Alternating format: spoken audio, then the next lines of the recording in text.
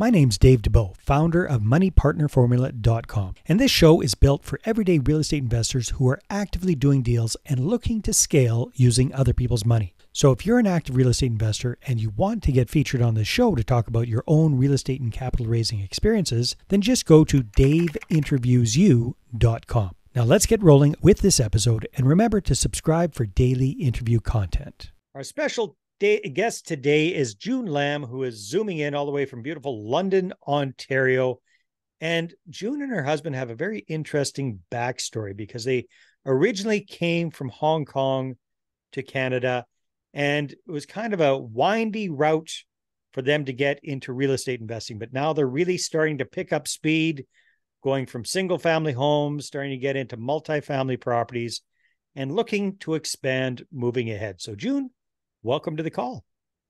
Thank you, Dave, for interviewing me. It's my privilege. Thank you so much. It's my pleasure. So June, tell us a little bit about the June Lam story, because it's a very interesting one. So where are you from originally? What got you to Canada? And then how did you get started with real estate investing? Yes. So I came to Canada when I was 19 years old as a visa student. I wasn't planned to come, but in Hong Kong, there's not many universities. And yeah, for us, for the parents that they want their children to explore higher level of education is a challenging at that time. Right. So yeah, lots of parents, they just send their children to Canada from high school and hoping they can get a university education. And if by any luck, they can stay in Canada. Well, it looks like that worked out pretty well for you.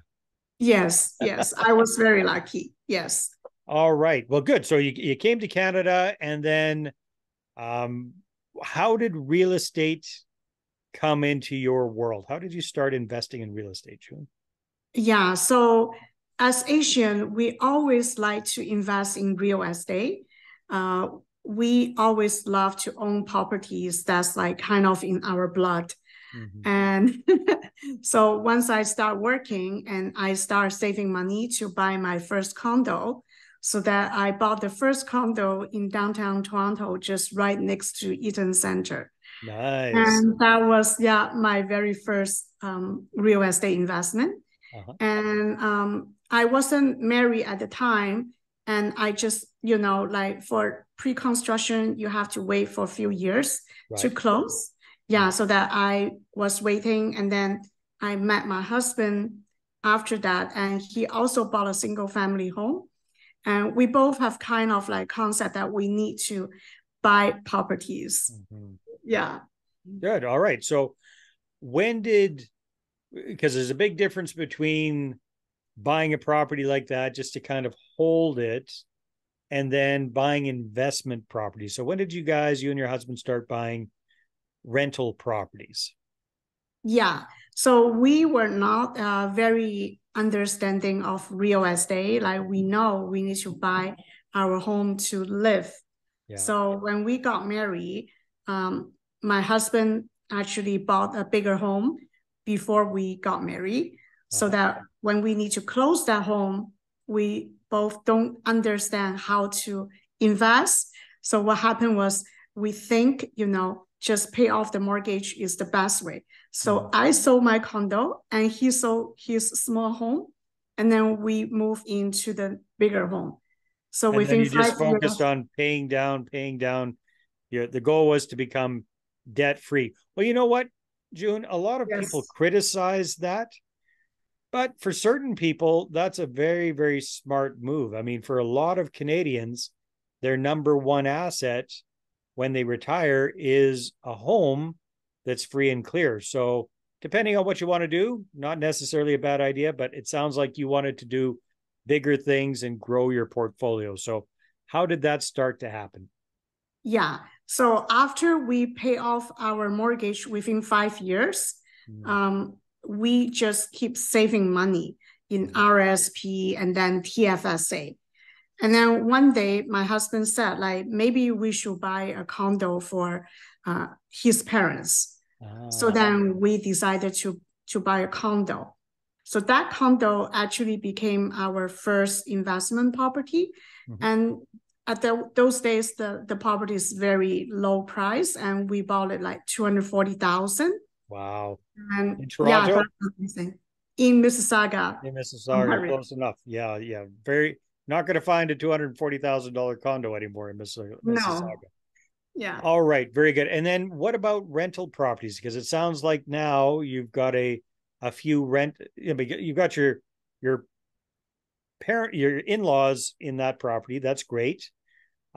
Chances are the cash flow is probably not that great on the property. So what kind of revenue properties did you end up buying? Yeah. So after a few years later, my husband, his business in London, Ontario got expanded. So we end up moved to London. So when we decided to move to London, my husband decided not to sell our principal residence. So then, because it's like free home, we don't have any mortgage. Yeah. And I use my financial planning background to refinance the home with the total price of the property we want to purchase in London. And we bought a home in London. So after that, we rent that house as our first rental property. Rented your original home in Toronto as I see. So you did some sort of a refinance or a HELOC on the first property. You bought the other property in London, all cash. Yes. Is that correct? So no mortgage on the London home, and a renter in the Toronto home to cover the mortgage payments. Am I understanding that correctly? Nice. Yeah. So we refinance, and the refinance amount is the total amount of the house we purchased. Got it. At the same time, we got a HELOC just for any emergency or any, additional, investment we plan to buy, and we had it ready for us. Very good. So I understand you also have a small multifamily in your portfolio as well. When did you purchase that? Yeah, so after that single family home we bought in London, and I learned a lot, like start understanding, like from fear of getting tenants in and to, get used of choosing the right tenant. Right. And then we bought, after that, we bought another 2 single family homes before I joined, like investment groups to understand about the multifamily. So yeah, that experience, like about 2 years, we only hold single family homes. And then multifamily home came after I joined the investment groups. I realized, wow, this is like a dream. Like, how could like regular people invest in multifamily? So then we start explore, like get some coaching and understand, how to do the finance. And then we start investing in the multifamily world. So from that moment, I was thinking, okay, should I start with like just a single triplex, duplex, or I should start like bigger building? So in my mind, I felt like because I already have the experience, managing our tenants in the single family homes, I should be able to deal with the pressure of having like bigger size of the building. So then, because I got the license as a realtor, between the realtors, a lot of deals just come up and off market. And this deal came up as an A-Plex building in Hamilton. Okay. And we went. How far away is that away? How far away is that from you? So from London is about 1.5 hour drive. Okay, not too bad. Yeah, not too bad. Yeah, Hamilton is like a hot market to a lot of people right now. So then I found this property and I went. It's beautiful. It's like a very legalized A-Plex, and the building just like main entrance and a construction company. They bought it 2017, and he completely renovated inside out. Oh, nice. Just So it's like it's a amazing. turnkey property for you then. Exactly. It is a turnkey property, Mhm. and we were able to negotiate 20% off the, Wow. yes, of the appraised value, so that instant equity built in right away. Good for you, June. Holy smokes, that's amazing. So you've been what year did you purchase that property in? Yeah, we just purchased that property Oh, like literally a couple of months ago, this year kind a of couple thing? days ago. A couple of days ago. Yes, it's very brand new. It's Well, very brand new. congratulations. That is wonderful. I thought Yes. it was a wow. Okay, so now you're into multifamily. You got an eightplex. Are you going to self-manage that property as well, or are you going to hire a property manager? Yeah, so right now we have a property management company managing it. Mhm. I think at the moment I will let them to managing Yeah, uh, when so that I can have more time to adventure myself more. yeah, yeah. Yeah. Well, that is very exciting. Well, congratulations, June. And what are your plans and your goals moving ahead? Where do you see your real estate investing business going? Yeah, so for me, I am very passionate to help women to learn how to invest. So What about me us as guys? What about us guys? Huh? My goodness, everybody's yeah, passionate about helping women. No, I understand it. It makes sense. Yes. yeah. Okay, so you're passionate about helping women, and what are you doing around that? So I want to, because where I am right now, I kind of understand the woman Mhm. in my state of life. Like, like you have elders above you, you have younger children under you to take care of, and you have husband, you have like business, like everything is on your shoulder. Yeah. And it's a very stressful stage of life. And Yes. also it's a very resourceful stage of life because you have accumulated certain wealth, Mhm. certain savings during your life, and now how do you multiply your wealth faster? That is my passion to teach them. I'm really interested, June, because it sounds like you have a strong background in traditional financial planning. Were you a financial planner Yeah. uh, for a number of years? Okay. So traditional financial planners usually don't recommend real estate very much, primarily because they don't make any money off off, off of their customers getting real estate. I know this. My brother was a financial planner for 23 years. I I've got a Canadian Securities course certificate on my wall. I came this close to becoming a financial planner when I moved back to Canada many years ago. Um, so I kind of understand it. So what as a former financial planner, what is your opinion about real estate in general as an asset class Yeah, compared so to stocks, bonds, mutual funds, CDs, everything else? What are your thoughts? yeah. So just have to clarify, I am not officially a financial planner. Mhm. I almost there as you mentioned, but I was financial advisor for over 16 years, Mhm. and I managing over 2,000 families portfolio so far. And yeah, I have a very good clientele. And Mhm.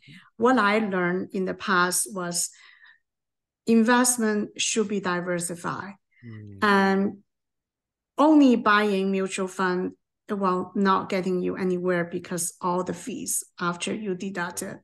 Like me and my husband, we discovered that very early in our marriage, because he is high paid, medical professional, and what he can do is keep buying RSP, and what he realized is the RSP is kind of never really grow. Yeah. So my experience for managing our family finance is we always need to diversify. So we put at least 40% still at the market. Like I usually buy stocks, and then the rest I will put it into real estate market. Nice. Real estate market, it is promising, as this like proven record, real estate investment, because of the leveraging you can use, right? But in financial world, if you need to buy a stock, you have to use your own money to buy. In most of the case, right? So I think we are not only buying one thing, we should diversify both sides. But I also don't agree with people only invest in real estate, not to put their money into TFSA and RSP. Yeah, very, very well said, June. So what are your plans moving ahead? What do you and your husband want to do with your real estate portfolio over the next few years? Yeah, so for me, my husband is more interested in the commercial side, which is the commercial building, like medical building, and which we currently trying to build one in London, Ontario. And going forward, that's his focus, and I will helping him to get it done. So for me, I love multifamily also, and I'm hoping to get like maybe 100 doors, hopefully by the end of next year. That's my goal, and hoping to help other investors to invest with me passively, because I realize not everyone loves to invest in real estate actively, which means being a landlord. A lot of people, they don't enjoy that pressure. But invest in real estate with like experienced investor like myself, we can build like stable income for them while they enjoy their life or they're busy with other things. Yeah, definitely. So June, I think you're in a really good position for that. And I like what you're mentioning before, that you can really relate to and resonate with other women in a similar situation to yourself. That kind of that Yes. That I don't know what that age in life is called, but you've got older parents and you got kids that are getting to university age, and the pressures are all over the place. One small recommendation I might have for you around that would be, you might even niche down a little bit more and focus on newcomer women in your situation, right? Especially in the Asian community, because there's a lot of synergy there. There's a lot of shared values culturally, like you said at the beginning, Asian people tend to love owning property. Like that's just ingrained in there from babies, right? So they already get that. And then if they can, you can talk to them, they can definitely relate to you as another woman doing this here in Canada. And you've got the experience, they've got the interest, they've got the capital. You combine that together, that's a dynamite combination. Yes. Yeah. I totally agree with you. This is what I'm trying to focus as well.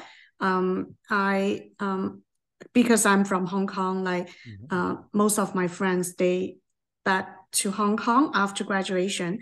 So like I start having my website and even have the language that they can choose, like if it's Chinese, so that they can, start searching for properties and they can contact me. So I totally agree with you. Like I think being, like I've been living in Canada for like almost 30 years now, but I still like, it's like fresh. Yesterday, like I came to Canada, you look for place to live, and where to buy your home, like, and how do you invest in this country? What are the taxes, like, benefit to do that? Yeah. So yeah, you're totally right. No, and in fact, I'm thinking of a young gentleman. I remember I met him. He came out to one of our events, I don't know, 2016, 2017, something like that. He and his wife were very recent arrivals from India. They were brand new. They were so excited to be in the country, and he came to this real estate event. He had no money and no experience and no nothing, but he was keen. And fast forward a few years, like you did, he became he had a job and they saved up enough money for their home. Then he became a realtor, became a real estate agent. And then but here's the trick. He really laser focused on other Indian newcomers to the country. And he started his own YouTube channel, and he got some training on how to do YouTube properly. Last time I looked, he had like 30,000 subscribers on his YouTube channel. His realtor business blew up because he's doing all the videos like you're talking about, where it's for newcomers and this guy, and people can relate to him. And then who are they going to choose as a realtor when they're looking for a property? They're going to choose him, right? And then he started building up his portfolio, and he had this built-in audience of people who really, really connected with him. So I think there's a big opportunity for you to do something similar, again, in that specific niche. He's focusing on Indian newcomers to Ontario, right? Not even all of Canada, just to the GTA, actually. Yes. Or is it? He might not even be in the GTA. I can't remember, but that's his focus. Indians coming to Ontario. So there could be something really, really special in following that line of thought for you as well. Yes, I agree. Yes. Yeah. For me, it's the challenging. Sometimes I feel because I haven't been like back to Hong Kong. Like I've been here for 30 years. Like I feel like I kind of like disconnect with the culture, or the language. Like I do think, I can use, my own language. I can speak both Cantonese and Mandarin to communicate with them. I should start a channel, just talking about the basic things about, how Canadian to buy. real estate. Yeah. Yes, Canadian real estate. Yes, that's right. Yeah. Perfect. I think that's a great idea. Awesome, June. So if people would like to connect with you and find out more, what should they do? Yeah, they can email me at june.lam at purpose-drivenrealty.ca. All right. So purpose, PURPOSE, driven, DRIVEN, real estate. Yeah, realty.ca. Got it. All right. Well, June, this has been a lot of fun. Thanks for being on the show. Thank you, Dave. All right, everybody, take care, and we'll talk to you on the next episode. Hey there, I really hope you enjoyed that episode. And as always, if you want to listen to more daily interview content, make sure you subscribe. And if you're an active real estate investor and you're doing deals and you'd like to get featured on this show, then just head over to daveinterviewyou.com. Now at moneypartnerformula.com, we help real estate investors to create a process for predictably getting capital so they can do more deals without relying on hard money lenders or the banks. We do this by building them a private capital marketing system. Now, if you want help turning yourself into a big money capital attraction machine, then book a call with our team to see how we can help. Just visit moneypartnerformula.com to find out more. All right, take care, and we'll see you on the next interview.